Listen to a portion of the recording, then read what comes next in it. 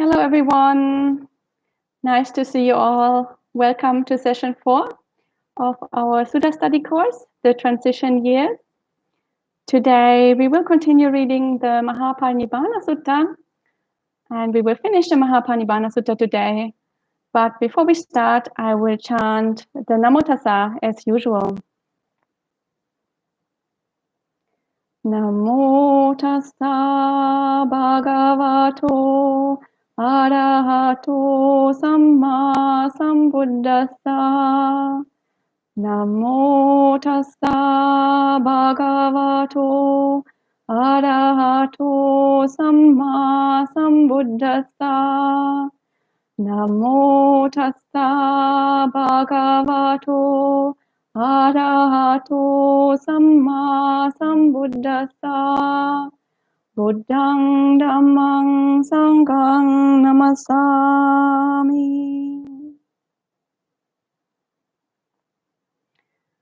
So, welcome. I see a few people have joined. Hello, Gita. Nice to see you. And welcome to Jayanta, to Kumu, to Mike, Aum, and Charles Lee. Nice to see you all. So today we will continue reading the Mahāparinibbāna Sutta. There is a link in the description box. And I will be reading from Bhante Sujato's translation. We will continue reading at chapter 26, the pair of sal trees. So, then the Buddha said to Ananda, "Come, Ananda, let's go to the far shore of the Golden River and on to the sal forest of the Mallas at Upavatana near Kusinada." "Yes, sir," Ananda replied. And that's where they went.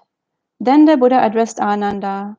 "Please, Ananda, set up a cot for me between the twin sal trees, with my head to the north. I'm tired and will lay down." "Yes, sir," replied Ananda, and did as he was asked. And then the Buddha lay down in the lion's posture, on the right side, placing one foot on top of the other, mindful and aware. Now at that time, the twin sal trees were in full blossom, with flowers out of season. They sprinkled and bestrewed the realized one's body in honor of the realized one, and the flowers of the heavenly flame tree fell from the sky, and they too sprinkled and bestrewed the realized one's body in honor of the realized one. And heavenly sandalwood powder fell from the sky, and it too sprinkled and bestrewed the realized one's body in honor of the realized one. And heavenly music played in the sky in honor of the realized one, and heavenly choirs sang in the sky in honor of the realized one. Then the Buddha pointed out to Ananda what was happening, adding, "That's not how the realized one is honored, respected, revered, venerated, and esteemed. Any monk or nun, or male or female lay follower, who practices in line with the teachings, practicing properly, living in line with the teachings, they honor, respect, revere, venerate, and esteem the realized one with the highest honor. So, Ananda, you should train like this. We shall practice in line with the teachings, practicing properly, living in line with the teachings." So in this chapter, we see that the Buddha has arrived at his final destination. He's lying down under the sal trees, where he's also going to pass away a little while later. And all the gods take this occasion to pay final homage to the Buddha by sprinkling him with all kinds of heavenly flowers and powders, and displaying heavenly music, and all kinds of supernatural things happen. And of course, the Buddha is not impressed by that at all, and he says it's much better if we actually practice his teaching instead of displaying all these outward signs of homage, like offering flowers and playing heavenly music. And I personally think that's a very beautiful passage. And also, like, personally, because I live in a traditional Buddhist country. I live in Sri Lanka, And as a convert Buddhist who didn't grow up in a Buddhist culture, it's very difficult for me to connect with all the rituals that are done here, all the pujas. And it's very common here to offer flowers to the Buddha. It's very common to offer various scents like fragrant oils and incense and other kinds of things, and doing pujas and doing chantings and so on. And it's very, very difficult for me to connect with that. And because of that, and because it's so common here in the culture, and because it's really important to people here, and people feel very uplifted when they do that, it's often the case that they think that we as convert Buddhists, we don't really have a connection to the Buddha, and we don't really practice properly. Like, we don't venerate the Buddha properly. We don't have the proper respect for the Buddha. But actually, when we read this passage here, then the Buddha says, well, if you practice in line with my teaching, then that is the proper way of paying respect to the Buddha. So I feel like sometimes we worry, like, is it really that we don't have this heart-to-heart connection to the Buddha that the people in traditional Buddhist cultures seem to have? But when we read this text, then the Buddha says, well, you don't have to worry. Your way of practicing is fine, and actually the Buddha really appreciates if people follow his teachings and do actually keep sila and meditate and so on, instead of just performing these pujas. So to me, this is a passage that really touches me very deeply, and I think it's something that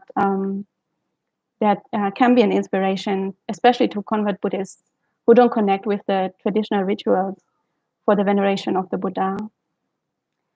So we're now going to skip the next few chapters. So, and we are going to continue reading at chapter 31, Ananda's incredible qualities. Then Venerable Ananda entered a dwelling and stood there leaning against the door jamb and crying, "Oh, I'm still only a trainee with work left to do, and my teacher is about to become fully extinguished, he who is so kind to me." Then the Buddha said to the mendicants, "Mendicants, where is Ananda?" "Sir, Ananda has entered the dwelling and stands there leaning against the door jamb and crying, 'Oh, I'm still only a trainee with work left to do, and my teacher is about to become fully extinguished, he who is so kind to me.'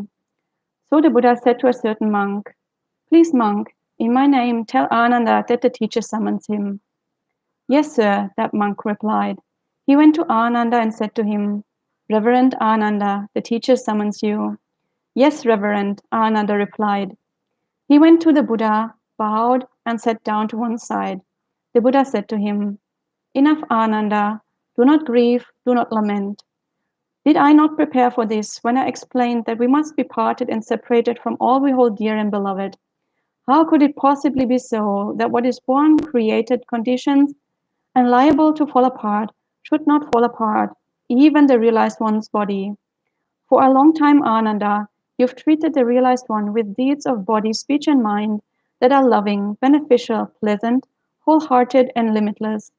You have done good deeds, Ananda. Devote yourself to meditation, and you will soon be free of defilements." Then the Buddha said to the mendicants, "The Buddhas of the past or the future have attendants who are no better than Ananda is for me. Ananda is astute, he is intelligent, he knows the time for monks, nuns, laymen, laywomen, kings, ministers, religious founders, and the disciples of religious founders to visit the realized one."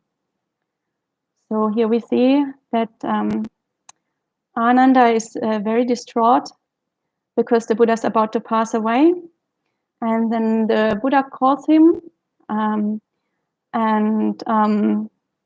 gives him a Dhamma teaching and reminds him again of impermanence, and reminds him of all the good karma that he has made over the many years that he was the attendant of the Buddha. And he encourages him to keep on practicing, and he promises him that he will attain arahantship very soon. So we see that even in the last hours, when the Buddha was already very old and very weak, he was still full of compassion, and he was still looking after the sangha, and trying to use every opportunity to give teachings, especially to the people who had looked after him for such a long time, such as Ananda here. And he also says that, the Buddhas of the future and the past, like nobody could have had a better attendant than Ananda was for the Buddha. Even the Buddhas of the future and the past will have attendants that are equally capable as Ananda, but they couldn't have attendants who are better than Ananda. So, and the Buddha continues, there are these 4 incredible and amazing things about Ananda. What for? If an assembly of monks goes to see Ananda, they are uplifted by seeing him and uplifted by hearing him speak. And when he falls silent, they've never had enough. If an assembly of nuns goes to see Ananda, they are uplifted by seeing him and uplifted by hearing him speak. And when he falls silent, they've never had enough. And the same for the laymen and the laywomen. These are the 4 incredible and amazing things about Ananda. There are these 4 incredible and amazing things about a wheel-turning monarch. What for? If an assembly of aristocrats, an assembly of Brahmins, an assembly of householders, or an assembly of ascetics goes to see a wheel-turning monarch, they are uplifted by seeing him and uplifted by hearing him speak. And when he falls silent, they've never had enough. In the same way, there are those 4 incredible and amazing things about Ananda. So here we hear the Buddha really praising Ananda and even comparing him with a wheel-turning monarch. So in this passage here, obviously, Ananda is raised up and very much praised by the Buddha. And last time we read a passage where the Buddha dropped all those hints about him being able to live on for an eon, and Ananda obviously being a little bit confused and not asking the Buddha to stay on for the eon. So last time we talked about that passage, and I said that that passage was probably included to undermine Ananda's authority a little bit, because after the Buddha's parinibbāna, as we will see, there were different groups in the sangha, and they were sort of struggling with each other a little bit to determine the future course of Buddhism and the future direction that the sangha should take. So one of the groups was sort of clustered around Mahākassapa, and another group was around Ananda. So it seems that that passage last time could be included possibly to undermine Ananda's authority a little bit and to elevate the status of Mahākassapa. But here we have a passage that seems where the Buddha really seems to endorse Ananda and really seems to praise him. So this is maybe a passage to counterbalance that, and to again raise the status of Ananda. So we see the Mahāparinibbāna is really a composite sutta with many different parts that were kind of put together, possibly at different points in time by different groups of people. So this is a sutta that was added to over time. So until it became this really large, long sutta that we have nowadays. And now we are going to skip 2 more chapters, and we continue at chapter 34 on Subata the Wanderer.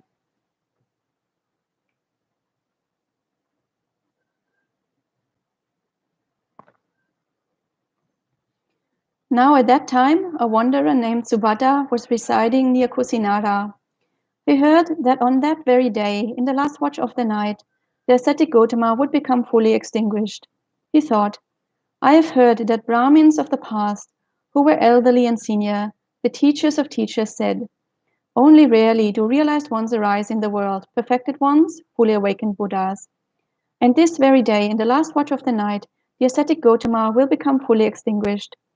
This state of uncertainty has come up in me. I'm quite confident that the Buddha is capable of teaching me so that I can give up this state of uncertainty.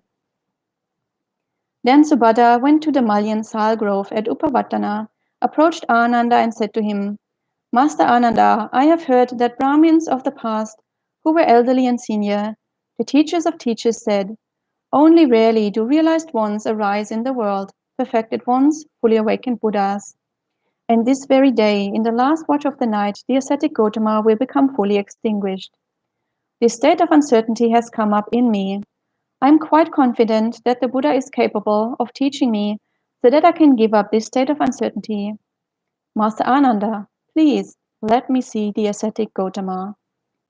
When he had spoken, Ananda said, Enough, Reverend Subata, do not trouble the realized one. He is tired. For a second time and a third time, Subata asked Ananda, and the third time Ananda refused. The Buddha heard that discussion between Ananda and Subata. He said to Ananda, Enough, Ananda, don't obstruct Subata. Let him see the realized one. For whatever he asks me, he will only be looking for understanding, not trouble. And he will quickly understand any answer I give to his question. So here we have a wanderer, a non-Buddhist renunciate, who is experiencing some kind of, like it said, a state of uncertainty. So he has some kind of spiritual question that he's unable to resolve. But he's internally confident that the Buddha would be able to resolve the question for him. So in other suttas, we know that having confidence in the teacher is a very important prerequisite to actually be able to understand the Dhamma and to be able to practice. So it seems that Subata had good conditions, and he intends to see the Buddha, but Ananda doesn't want to let him because, the final hours of the Buddha have arrived, and he doesn't want to disturb him at this point because it's obviously better if he can pass away in peace. But we again see how the Buddha is very compassionate, and he lets Subata come anyway, even though he's tired and he's very old and exhausted. And because the Buddha already knows that Subata is not there to make trouble, he's not there to debate or to win in a debate. He's really a genuine spiritual seeker, and he will be able to understand the teaching of the Buddha. So for that reason, the Buddha lets him come. And so Ananda said to the wanderer Subata, Go, Reverend Subata, the Buddha is taking the time for you. Then the wanderer Subata went up to the Buddha and exchanged greetings with him.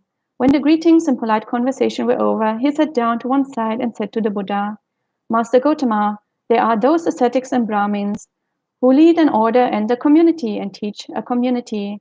They are well-known and famous religious founders regarded as holy by many people, namely Purana Kassapa, Makkhali Gosala, Nigantanatha Buddha, Sanjaya Belati Buddha, Pakuda Kachayana, and Ajita Kesa Kambala. According to their own claims, did all of them have direct knowledge, or none of them, or only some? So even though the Buddha just said that Subata will be able to understand the Dhamma, Subata isn't actually asking a question about the Dhamma. He's just asking a random question about the teachings of other people. And of course, the Buddha says, Enough, Subata, let that be. I shall teach you the Dhamma. Listen and pay close attention, I will speak. Yes, sir, Subata replied. The Buddha said this, Subata, in whatever teaching and training, the Noble Eightfold Path is not found. There's no true ascetic found, no second ascetic, no third ascetic, and no fourth ascetic. In whatever teaching and training the Noble Eightfold Path is found, there is a true ascetic found, a second ascetic, a third ascetic, and a fourth ascetic. In this teaching and training, the Noble Eightfold Path is found. Only here is there a true ascetic, here a second ascetic, here a third ascetic, and here a fourth ascetic. Other sects are empty of ascetics. So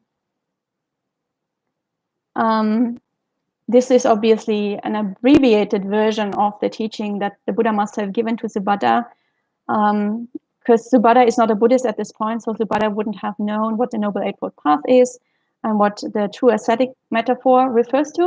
So I'm assuming the Buddha would have gone in more detail and would have explained all the factors of the Noble Eightfold Path and explained the metaphor of the four ascetics. And The metaphor of the four ascetics actually is explained in more detail in a sutta in the Anguttara Nikaya, in the Book of Force, Sutta number 241, the Samana Sutta, so the Sutta on ascetics, Samana. And so the four ascetics refer to the four stages of enlightenment: the stream entry, once return, non-return, and arahantship. And of course, only if you practice the Noble Eightfold Path can you attain these four stages. And we see that the Buddha, in a way, like skillfully refers to Subhada's question a little bit, because Subhada asks about the teachings of other teachers. And so the Buddha, without criticizing the other teachers, just says in any teaching that has the Noble Eightfold Path, there will be true ascetics, and they will then have direct knowledge. And any teaching that doesn't have the Noble Eightfold Path wouldn't have people who have direct knowledge. So without criticizing the other founders, he's just teaching the Dhamma here. And then the Buddha continues to say, were these mendicants to practice well, the world would not be empty of perfected ones. I was 29 years of age, Subhada, when I went forth to discover what is skillful. It's been over 50 years since I went forth. I am the one who points out the proper teaching. Outside of here, there is no true ascetic. Were these mendicants to practice well, the world would not be empty of perfected ones.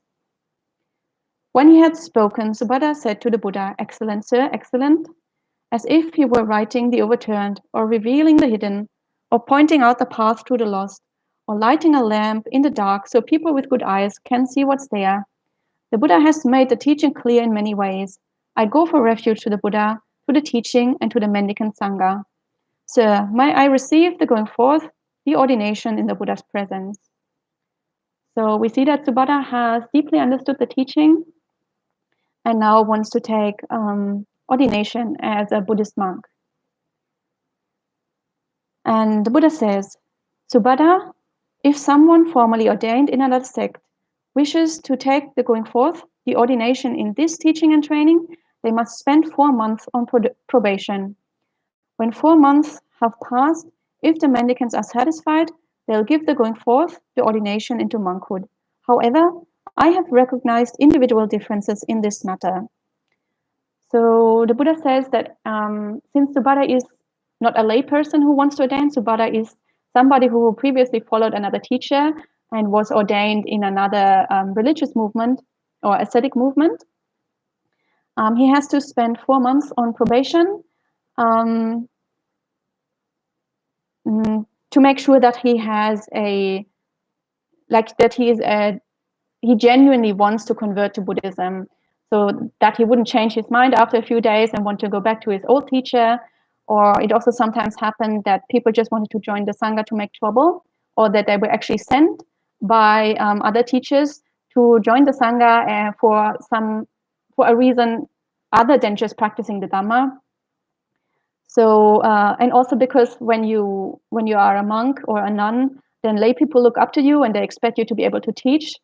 So of course, the Buddha here wants to make sure that a person is actually capable of teaching the Dhamma and wouldn't actually or accidentally teach the teaching of their former teacher. For that reason, there is a 4-month period basically of onboarding for the new Sangha member.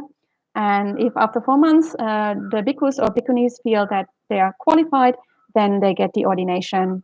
So this is something that is still in the Vinaya and would still be applicable today if, for example, a Catholic monk wanted to join or a Jain monk wanted to join, then they would have to be on probation for 4 months. And Subhada says, Sir, if 4 months probation are required in such a case, I will spend 4 years on probation. When 4 years have passed, if the mendicants are satisfied, let them give me the going forth, the ordination into monkhood. So Subhada is so convinced of the Buddha's teaching that he is willing to spend whatever time is necessary, even 4 years, to get the ordination. And then the Buddha says to Ananda, well then Ananda, give Subhada the going forth. Yes, sir, Ananda replied.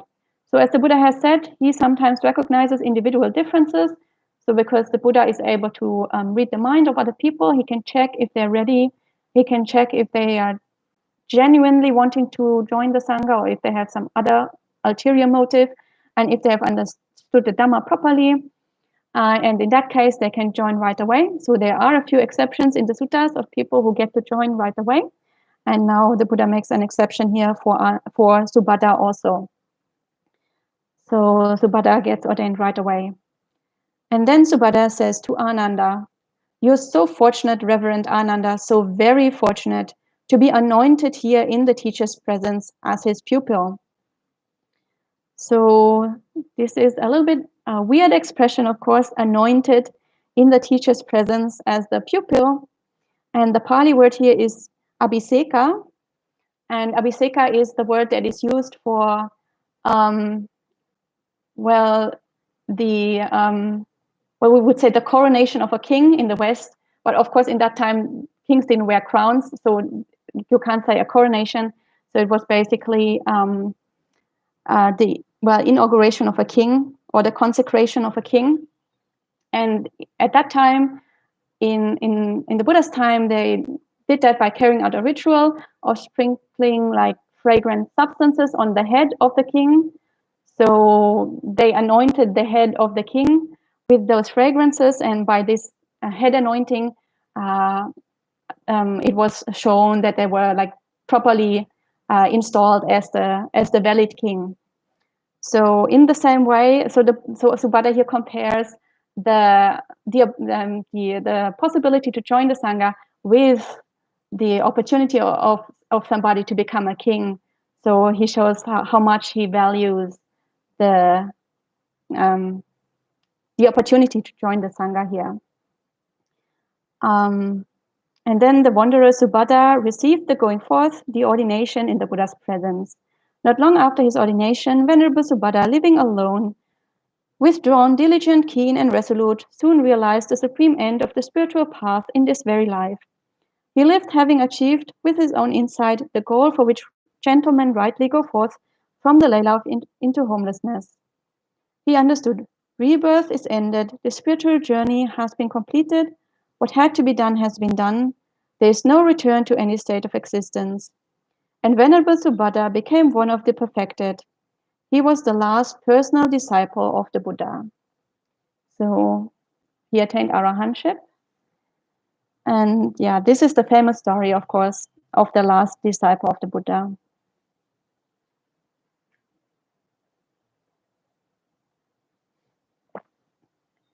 Then the Buddha addressed Venerable Ananda. Now, Ananda, some of you might think, the teacher's dispensation has passed. Now we have no teacher. But you should not see it like this. The teaching and training that I have taught and pointed out for you shall be your teacher after my passing. So again, we see what we have seen many times before. The Buddha does not appoint a next teacher or a next leader of the Sangha to take over from him. And again, he stresses that the Dhamma and the Vinaya should be the teacher after his passing. And of course, that was relevant for the early Sangha, but it is still relevant for all of us today, since there's still no new Buddha around. So we only have the teaching and the training. And then the Buddha makes a few last comments about small things that need to be addressed before he passes away. So the first one is that after my passing, mendicants ought not address each other as reverend as they do today. A more senior mendicant ought to address a more junior mendicant by name or clan, or by saying reverend. A more junior mendicant ought to address a more senior mendicant using sir or venerable. So we know that at the Buddha's time, all the monks and nuns in the Sangha addressed each other as avuso. So reverend, the Pali word is avuso. And they only addressed the Buddha as Bhante. And so among the monks or among the nuns, there wasn't really a hierarchy, or there wasn't an obvious hierarchy, like everybody just addressed each other as reverend avuso. But now, after the Buddha has passed, the Buddha says that People should address each other according to seniority. So if somebody is more senior, you should say sir or venerable. In Pali, that is Bante or Ayasma. And if somebody is more junior, you should say Abuso, or you should just say their name. And this is what actually happens in the Sangha today, mostly, but only in the monks' Sangha, interestingly. So in the nuns' Sangha, when we look at our Patimokkha text and our Vinaya text and so on, we see that that this instruction of the Buddha only applied to the monks, and the nuns still address each other as Ayya. So no matter if you're senior or junior or even the novices, the samaneris, everybody is still addressed as Ayya. So in the Bhikkhuni Sangha, we have apparently kept this earlier way of doing things, where everybody is just addressed in the same way, irrespective of the hierarchy. So that's just an interesting side point. And then the Buddha also says, if it wishes, after my passing, the Sangha may abolish the lesser and minor training rules. So this is very interesting and has led to a lot of confusion and is still discussed a lot nowadays and has been discussed a lot throughout the ages, throughout the centuries and millennia. Because as we've seen before, the Buddha many times says that we shouldn't introduce new rules, but we also shouldn't abolish the old rules, but we should practice according to the rules that are laid down. And also he says we should take the Dhamma and the Vinaya as our teacher. So if the Vinaya rules are our teacher, it's kind of difficult to abolish them. But here the Buddha allows now that the minor training rules can be abolished. So there has been a lot of discussion throughout the ages what this refers to. And yeah, most bhikkhus and bhikkhunis are of the opinion it's better not to abolish the rules. So this was discussed a lot. It was also discussed at the first council. And we are going to read the story of the first council in 2 weeks, and then this will come up again. And the Buddha continues, after my passing, give the prime punishment to the mendicant Channa. But sir, what is the prime punishment? Channa might say what he likes, but the mendicants should not advise or instruct him.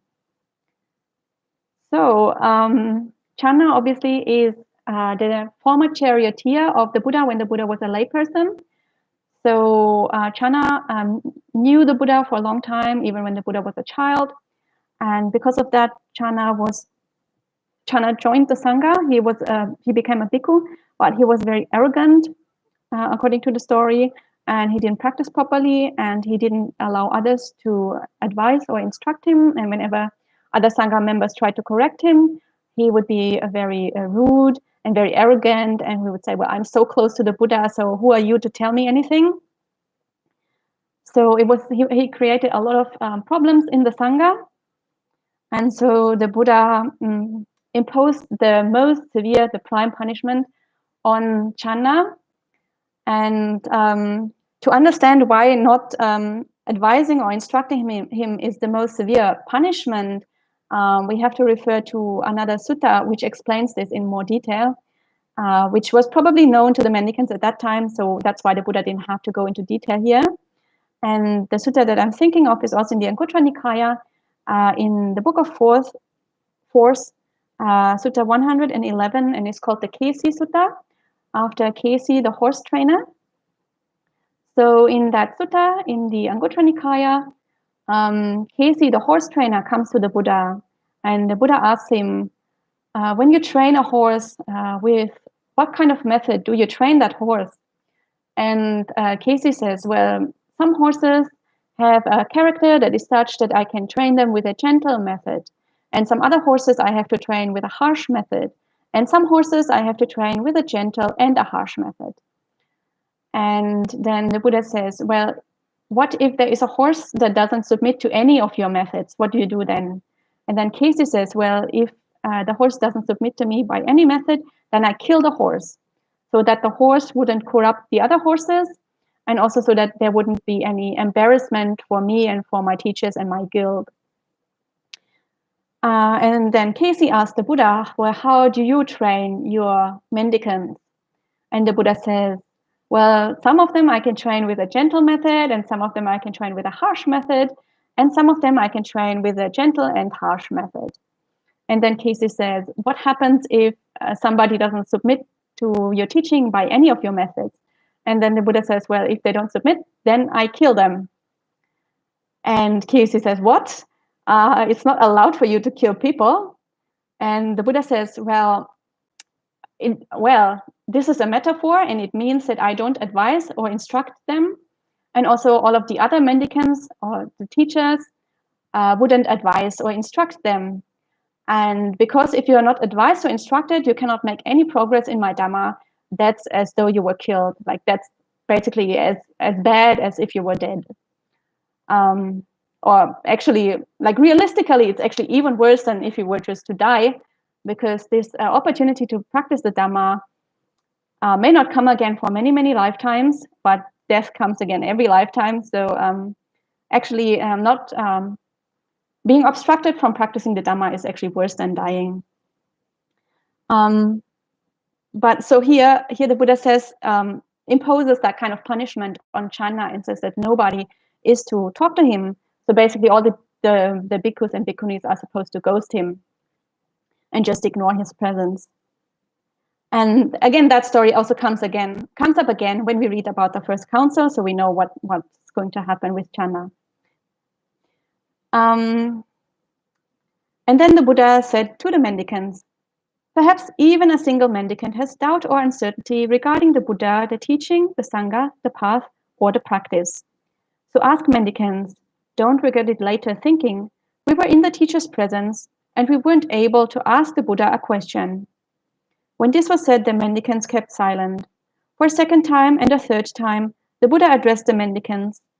Perhaps even a single mendicant has doubt or uncertainty regarding the Buddha, the teaching, the sangha, the path, or the practice.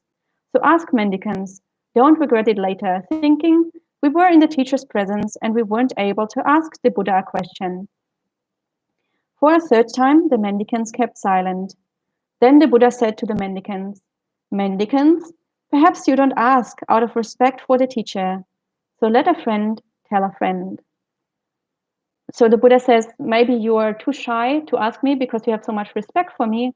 So then just whisper it to your friend and then let your friend ask on behalf of you. But when this was said, the mendicants kept silent. Then Venerable Ananda said to the Buddha, it's incredible, sir, it's amazing. I'm quite confident that there's not even a single mendicant in this Sangha who has doubt or uncertainty regarding the Buddha, the teaching, the Sangha, the path, or the practice. Ananda, you speak from faith, but the realized one knows that there's not even a single mendicant in this Sangha who has doubt or uncertainty regarding the Buddha, the teaching, the Sangha, the path, or the practice. Even the last of these 500 mendicants is a stream enterer, not liable to be reborn in the underworld, bound for awakening. Then the Buddha said to the mendicants, come now, mendicants, I say to you all, conditions fall apart, persist with diligence. These were the realized one's last words. So this passage here, the last words, Vaya Dhamma Sankara Apamadena Sampadeta. We have already seen them last time in the part that we read last week. Sorry. And here we see them again. And of course, I said last time already, this is the shortest possible summary of the Buddha's teaching. Conditions fall apart refers to the three characteristics, anicca, dukkha, anatta, so impermanence, unsatisfactoriness, and non-self. And persist with diligence is the injunction to keep on practicing and to keep on following the path. And as long as we don't give up, and as long as we walk in the right direction, we are bound to arrive at the goal sooner or later. So then the Buddha entered the first absorption. Emerging from that, he entered the second absorption. Emerging from that, he successively entered into and emerged from the third absorption, the fourth absorption, the dimension of infinite space, the dimension of infinite consciousness, the dimension of nothingness, and the dimension of neither perception nor non-perception. Then he entered the cessation of perception and feeling. Then Venerable Ananda said to Venerable Anuruddha, Venerable Anuruddha, has the Buddha become fully extinguished? No, Reverend Ananda. He has entered the cessation of perception and feeling. So here now suddenly, Venerable Anuruddha shows up, or is mentioned, who wasn't mentioned at all throughout the entire Mahāparinibbāna Sutta so far, even though he is one of the chief disciples of the Buddha. But it seems that he was there the whole time. And we know that Anuruddha, of course, is an arahant, whereas Ananda is just a stream enterer. And Anuruddha also is a master of the divine eye. He is the foremost of the monks among those with the divine eye. So he can see devas and he can talk to devas. And that implies also that he has very deep concentration states. So he can see that the Buddha hasn't become fully extinguished yet, and explains that to Ananda, who is a stream enterer and can obviously, it seems, not distinguish the cessation of perception and feeling from parinibbana. And then the Buddha emerged from the cessation of perception and feeling and entered the dimension of neither perception nor non-perception.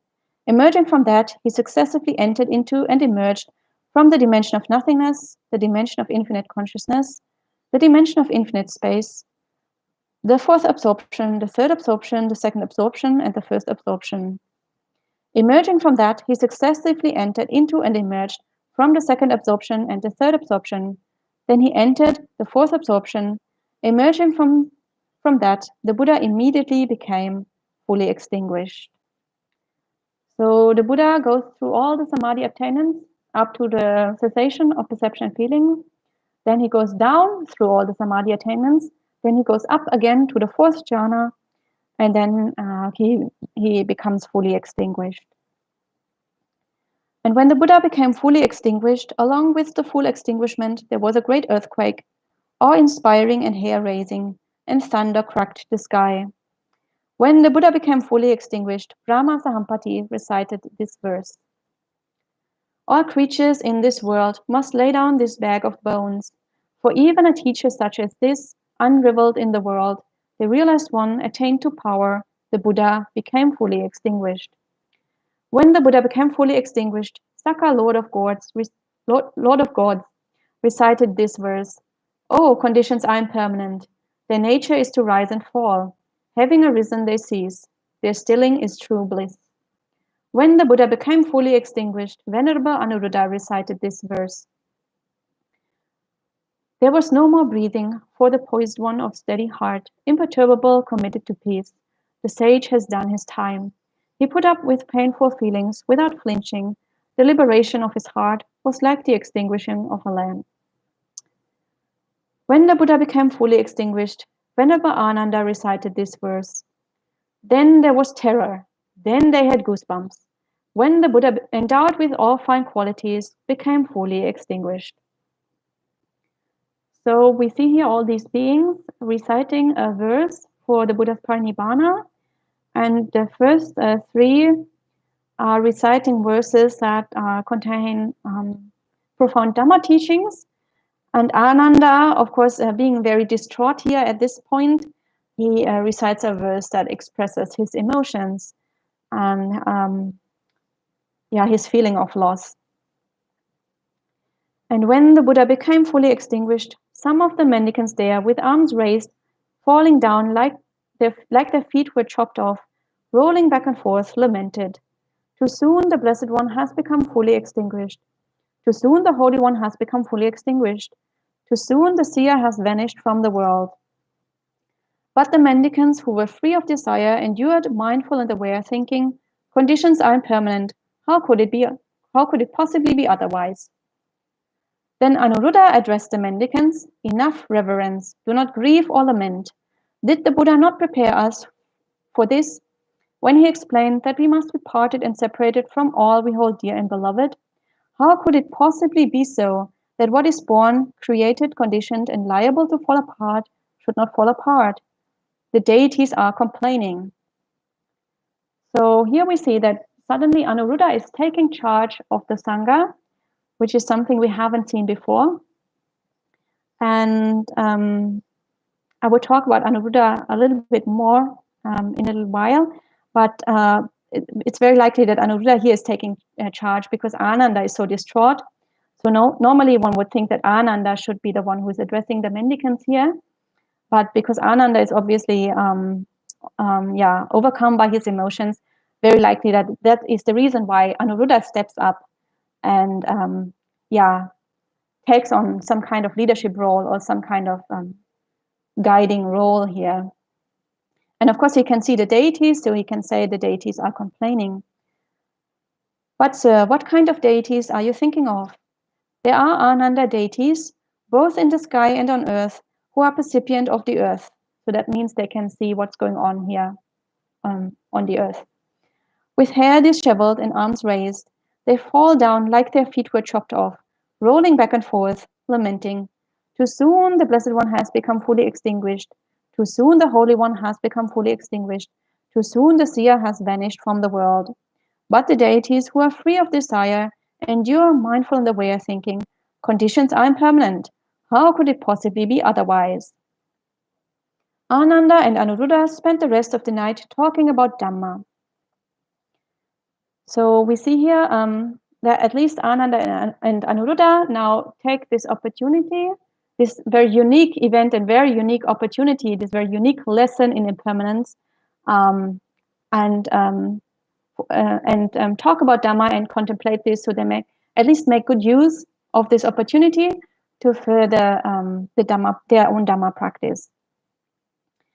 And then now we're going to skip the rest of this chapter and the next chapter, because this is just how the people make preparations for the cremation of the Buddha's corpse. And we are going to continue reading at chapter 38, Mahākassapa's arrival.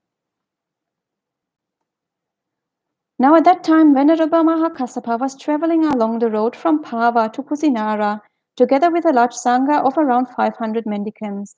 Then he left the road and sat at the root of a tree. Now at that time, a certain Ajivaka ascetic had picked up a flame tree flower in Kusinara and was traveling along the road to Pava. Mahākassapa saw him coming off in the distance and said to him, "Reverend, might you know about our teacher?" "Yes, Reverend. 7 days ago, the ascetic Gotama became fully extinguished. From there, I picked up this flame tree flower." So Mahākassapa hears of the Buddha's passing only 7 days after that has happened. And then some of the mendicants there, with arms raised, falling down like their feet were chopped off, rolling back and forth, lamented, "Too soon the Blessed One has become fully extinguished. Too soon the Holy One has become fully extinguished. Too soon the seer has vanished from the world." But the mendicants, who were free of desire, endured mindful and aware, thinking, "Conditions are impermanent. How could it possibly be otherwise?" Now at that time a monk named Subatom, who had gone forth when old, was sitting in that assembly. So this Subatom is another Subatom. It's not the Subatom we encountered just now, who was the Buddha's last disciple, who became an arahant. So this is another person here. He said to those mendicants, "Enough reverence, do not grieve or lament. We are well rid of that great ascetic harassing us. This is allowable for you, this is not allowable for you. Well, now we shall do what we want and not do what we don't want." So Subatom is celebrating that the Buddha has passed on. And this passage also occurs in the story of the first council, and there we learn that this is actually what prompted Mahākassapa to convene the first council, because he was quite upset with this, and then he decided to collect the Dhamma and Vinaya to make sure that unscrupulous monks such as this one can't dilute or destroy the true Dhamma. But here in this case, the story takes another direction, and it continues as follows. Then Venerable Mahākassapa addressed the mendicants. "Enough reverence, do not grieve or lament.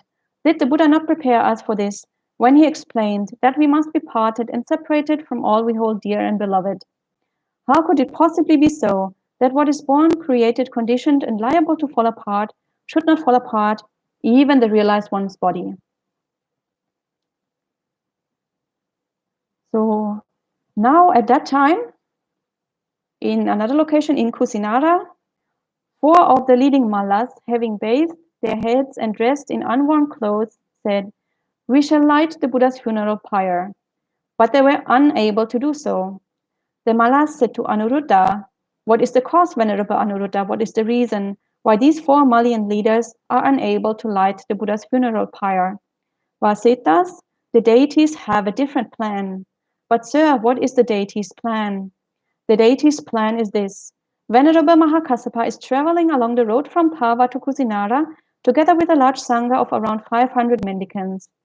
The Buddha's funeral pyre shall not burn until he bows with his head at the Buddha's feet. Sir, let it be as the deities plan." So here now they want to start the cremation of the Buddha, but the deities intervene and don't let the fire burn because they want to give Mahākassapa the chance to pay respect to the Buddha one last time. And we see again it's Anuruddha who is taking charge here. And also we see Anuruddha is addressing the Mallas as Vasettas. So Vasettas is their clan name, and they are named after an old sage of the same name. So it's a mythological personality who was greatly esteemed, like a very old sage. And he is supposed to be the forefather of the Mallas, of the Malla clan. So that they trace the lineage back to this Vaseta, and for that reason, they all have the same name, the same clan name, Vaseta. And the story continues. Then Venerable Mahākassapa came to the Malayan shrine named Makutta Bandhana at Kusinara and approached the Buddha's funeral pyre. Arranging his robe over one shoulder and raising his joined palms, he respectfully circled the Buddha 3 times, keeping him on his right, and bowed with his head to the Buddha's feet. And the 500 mendicants did likewise. And when Mahākassapa and the 500 mendicants bowed to the Buddha's funeral pyre, bowed to the Buddha, and when the 500 mendicants bowed, the Buddha's funeral pyre burst into flames all by itself. And when the Buddha's corpse was cremated, no ash, or I think this is pronounced sot, right? Sut, was found from outer or inner skin, flesh, sinews, or synovial fluid. Only the relics remained. It's like when ghee or oil blaze and burn, and neither ashes nor sot, are found. In the same way, when the Buddha's corpse was cremated, no ash or sot was found from outer or inner skin, flesh, sinews, or synovial fluid. Only the relics remained. And of those 500 pairs of garments, only 2 were not burned, the innermost and the outermost. So we skipped the preparations they made for his cremation, and in that preparations, they wrapped the Buddha's body in 500 garments, and 498 of them burnt, and the innermost and the outermost were left intact. But when the Buddha's corpse was consumed, the funeral pyre was extinguished by a stream of water that appeared in the sky, by water dripping from the sal trees, and by the Mallas' fragrant water. Then the Mallas made a cage of spears for the Buddha's relics in the meeting hall and surrounded it with a buttress of bows. A buttress of bows. For 7 days, they honored, respected, revered, and venerated them with dance and song and music and garlands and fragrances. So we see the Mallas did all the things that lay people liked to do for the cremation ceremony of a highly respected personality. And now also we see that after the Buddha's passing away, there were 3 of the senior mendicants that were still left in the sangha. So a lot of the senior mendicants had already passed away before the Buddha. For example, Sariputta and Mahāmoggallana had already passed, but Ananda, Mahākassapa, and Anuruddha were still there. And when we continue exploring the transition years in the next few weeks, we will encounter Mahākassapa and Ananda again and again, and so that those 2 did play a very significant role in shaping the future direction of the sangha. But Anuruddha is not going to show up anymore again. So we wonder what happened to him. And I think the key to understanding what happens to Ananda is actually explained in another sutta, which is also from the Anguttara Nikaya, in the Book of Force, sutta number 243. And that is a sutta that takes place during the lifetime of the Buddha. And in that sutta, a pupil of Anuruddha is trying to create a schism in the sangha. And so the Buddha addresses Ananda and asks Ananda, so is that matter with that mendicant who is trying to create a schism, is that settled? Have you resolved that issue? And Ananda says, no, how could it be settled? This is Anuruddha's pupil, and Anuruddha doesn't even say one single word about it. And then the Buddha says, well, when has Anuruddha ever been involved in any kind of matters of the Sangha? So isn't it up to you and up to Sariputta and Mahamoggallana to resolve matters in the Sangha?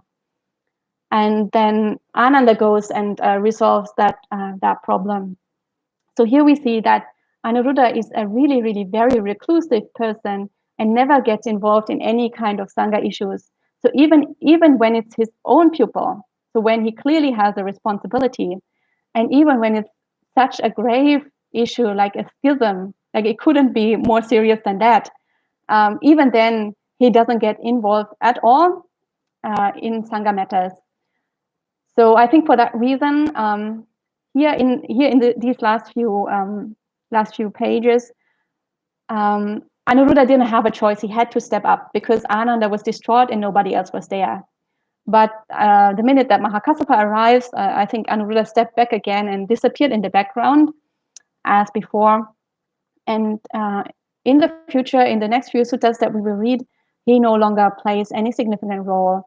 And it seems that he did not play a significant role to shape the future of the Sangha after the Buddha's passing. So I think, that is the reason. He was a very reclusive person. And we are going to end here for today. So the last two chapters that are still left are about distributing and venerating the relics of the Buddha. And we are not going to read them today. So I hope that you enjoyed reading the Mahāparinibbāna Sutta. And if you have any questions or comments, you can type them in the chat box now.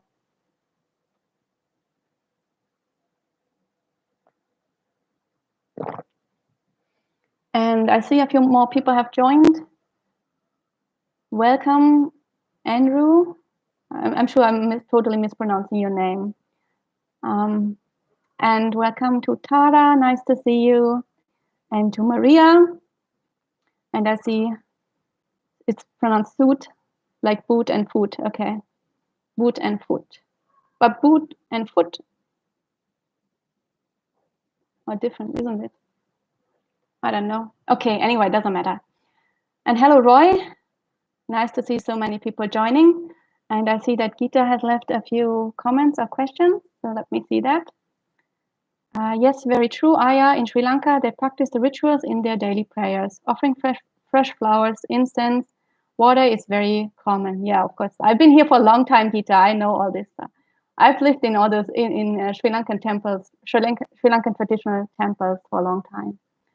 So at my cousin's home, every morning they also offer morning food dana. Yeah, it's a very natural practice. I know, and it does bring a lot of joy to people. And if it brings a lot of joy, then that's a very wholesome thing to do, because that as it brings piti, and if it brings peace, and if it cultivates these wholesome qualities, that's very, very useful, of course. And also it makes meditation practice much easier, because if you have piti and if you have peace, then it's easy to attain samadhi. But it's just that for some people that doesn't work, and they have alternative ways of practice, and I think those alternative practices are also valid. And there's no point criticizing each other, and there's no point pointing fingers at each other. And if those rituals don't work for some people, then it's really valid to practice in different ways. And it doesn't mean that they don't have a connection to the Buddha, or it doesn't mean that they don't pay respect to the Buddha. They just pay respect in a different way. And Gita also says, we are so grateful to be living in an age where there is the Mahasangha and the most profound Dhamma. Yes, thank you to all venerables. That's true. We are lucky it's still around. Tara says there are two different ways to pronounce Sut. So hopefully I got one of them right. And Charles Lee asks, with his head to the north, which direction was the Buddha facing? East or west? Yeah, I don't know. It's not mentioned in the suttas.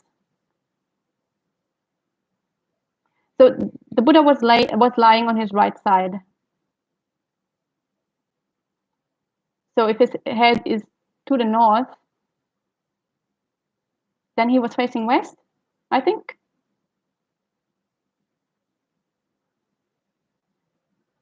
I guess. Yeah, should have been to the west. Yeah, but it's not mentioned in the sutta. But because he's lying in the lion's pose, and the lion's pose means that you lie on your right side, so from there we can probably deduce that he was facing west, the setting sun, which is fitting when you're passing away, I think. So if I'll just wait another few seconds if there's another question, and if not, we can end for today.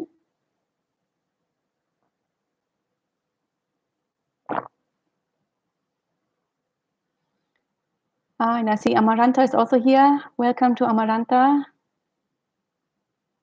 And I think we can end for today. There doesn't seem to be any more questions. So we will end with 3 sadhus as usual. Feel free to join me if you want. Sadhu, sadhu, sadhu. And see you all next week.